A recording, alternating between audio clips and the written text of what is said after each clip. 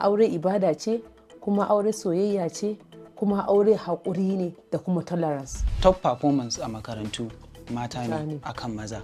Me yasa still kuke advocating kuma for girl child ba wai child education ba? Abin da yasa ake advocating in ka duba akwai matsalar na retaining and completion. Yaran suna makaranta ta bakin naka sun fi yawa matan, amma suna ƙarasawa ana iya retaining ɗinsu ko kuma su yi completion. Yarinya ta fara karatu ga ta da ƙwazo da komai, an cire ta a makarantar an mata aure. Gaskiya inda aka koya mana muka ce mu haka za mu yi wa yaran nan, za mu tashi wata rana wani yaron ma kila zai bar gidan.